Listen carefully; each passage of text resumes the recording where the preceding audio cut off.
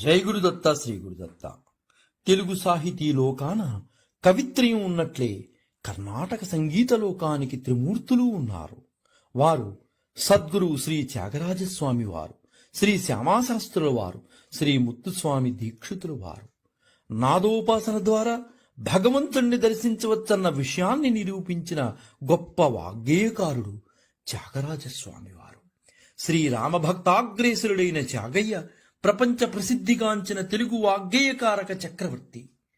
భారత జాతికి చిరస్మరణీయుడై ప్రాచీన హైందవ సాంప్రదాయ విలువలను జాతికి చాటి చెప్పిన భారత భాగవత రామాయణ కావ్య సారాంశాలను ఉపాసన పట్టి తన మధుర సంగీత సాహిత్య రసాభావంతో తత్వభక్తి వేదాంత దార్శనిక శాంతి విషయాలను సమగ్రంగా తన కృతుల ద్వారా లోకానికి తెలియజేసిన గొప్ప విద్వాంసుడు త్యాగరాజస్వామి వారు. సంగీత జ్ఞానం వినా సన్మార్గము గలిదే మనసా, సంగీతం అంటూ మానవాళికి బోధించిన శ్రీ త్యాగయ్య పూర్వీకులు ఆంధ్రప్రదేశ్ రాష్ట్రంలోని ప్రకాశం జిల్లా కంబం మండలం కాకర్ల గ్రామానికి చెందినవారు. అనంతరం తమిళనాడుకు వలస వెళ్లవలసిన పరిస్థితులు ఏర్పడ్డాయి. తంజావూరు జిల్లా తిరువారూరులో రామబ్రహ్మం సీతమ్మ దంపతులకు మూడో సంతానంగా సరిగ్గా ఇదే రోజు 1767వ సంవత్సరం మే 4న త్యాగరాజస్వామి వారు జన్మించారు. అసలు పేరు కాకర్ల త్యాగబ్రహ్మం. తండ్రి రామబ్రహ్మం తంజావూరు ప్రభు శరభోజీ రాజాస్థానంలో ఉద్యోగం చేసేవారు. త్యాగరాజు తాతగారు గిరిరాజ కవి గారు. వీరి గురించి త్యాగయ్య గారే తన బంగాళ రాగ కృతిలో గిరిరాజసుత తనయ అని తన తాతగారిని స్తుతించారు. త్యాగయ్య విద్య కోసం రామబ్రహ్మం తిరువారూరు నుంచి తిరువయ్యూరుకు మకాం మార్చారు. త్యాగయ్య గారు అక్కడ సంస్కృతం వేదాంగాలను ఆమూలాగ్రం అభ్యసించారు. సంగీతాభ్యాసము కొరకు త్యాగయ్య శ్రీ సొంటి వెంకటరమణయ్య గారి దగ్గర చేరారు.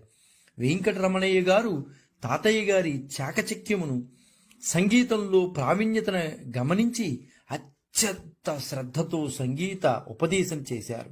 త్యాగరాజు తన సంగీత శిక్షణను సొంటి వెంకటరమణయ్య గారి దగ్గర చాలా చిన్న వయసులోనే ప్రారంభించారు. 13 ఏండ్ల చిరుప్రాయంలోనే త్యాగరాజు నమో నమో రాఘవ అనే కీర్తనను దేశిక తోడి రాగంతో స్వరపరిచారు. గురువు సొంటి వెంకటరమణయ్య ఇంట్లో చేసిన కచేరీలో ఎందరో మహానుభావులు అనే కీర్తనను స్వరపరిచి పాడారు. ఇది పంచరత్న కృతుల్లో 5వది. ఈ పాటకు వెంకటరమణయ్య గారు చాలా చాలా సంతోషించి త్యాగరాజులో బాగా మేధావిని గుర్తించి తంజావూరు రాజుగారికి చెప్పగా రాజు సంతోషించి అనేక ధనకనక వస్తువాహన రాజలాంఛనాలతో త్యాగరాజును సభకి ఆహ్వానించారు. కానీ త్యాగరాజు గారు తనకి నిధి కన్నా రామ సన్నిధి మాత్రమే సుఖమని ఆ కానుకలను నిర్ద్వందంగా తిరస్కరించిన మహానుభావుడు త్యాగరాజు గారు. ఈ సందర్భంగా స్వరపరిచిన పాడినదే నిధి చాలా సుఖమా అనే కీర్తన. సంగీతాన్ని భగవంతుని ప్రేమను పొందే మార్గంగా త్యాగరాజు గారు భావించారు. సంగీతంలో రాగతాళములను తన ప్రావీణ్యాన్ని చూపించుకోవడానికి కాక భగవంతుని నామాలను చెప్పడానికి, భగవంతుని లీలలను పొగడ్డానికి ఒక సాధనంగా మాత్రమే చూశారు త్యాగరాజు గారు. తంజావూరు రాజు పంపిన కానుకలను తిరస్కరించినప్పుడు ఆగ్రహించిన తన అన్నయ్య జపేశుడు త్యాగరాజు నిత్యము పూజించుకునే శ్రీరామ పట్టాభిషేక విగ్రహాలను కావేరీ నదుల్లో విసిరేశారు. శ్రీరామ వియోగ బాధను తట్టుకోలేక రాముడు లేని ఊరిలో ఉండలేనని దక్షిణ భారతదేశ యాత్రలకు వెళ్లి అనేక దేవాలయాలను, తీర్థములను దర్శించి ఎన్నో అద్భుత కీర్తనలను రచించారు త్యాగరాజు గారు. చివరిగా శ్రీరాముని అనుగ్రహంతో విగ్రహాలను పొందారు. వైకుంఠ ఏకాదశి నాడు త్యాగరాజు గారు శ్రీరామ సన్నిధిని చేరుకుంటూ బంటూరీతి కొలువు ఇవవయ్య స్వామి అంటూ స్వామి సన్నిధిని చేరుకున్నారు. త్యాగరాజు గారి జీవితంలో జరిగినట్లుగా కొన్ని విషయాలు చాలా చాలా ప్రాచుర్యంలో ఉన్నాయి. దేవముని అయిన నారదుడే స్వయంగా ఆయనకి సంగీతంలో రహస్యాలు చెప్పి స్వరార్ణవము ఇచ్చాడని, ఆ సందర్భంలో త్యాగరాజు చెప్పిన కృతిగా పంచరత కృతుల్లో 3వదైన సాధించేనే అని చెబుతూ ఉంటారు చాలామంది. ఈ పుస్తకం వలన త్యాగయ్య గారు సంగీతంలో అత్యుత్కృష్టమైన విషయాలను తెలుసుకున్నట్లు తెలుస్తోంది. శంకరాభరణంలోని స్వరరాగ సుధారసము అనే కృతిలో ఈ గ్రంథం గురించి త్యాగయ్య గారు పేర్కొన్నారు.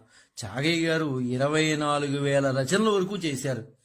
దివ్యనామ సంకీర్తనలు, ఉత్సవ సాంప్రదాయ కీర్తనలు అనే బృంద కీర్తనలు కూడా రచించారు.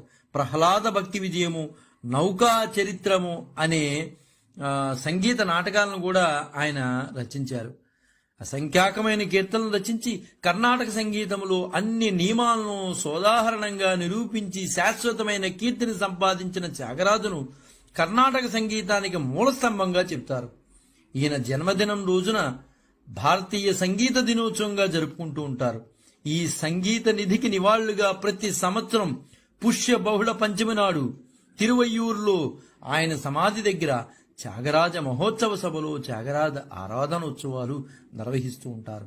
అంతటి మహానుభావుణ్ణి ఆయన జయంతి సందర్భంగా ఈరోజు ఒక్కమారు స్మరిద్దాం.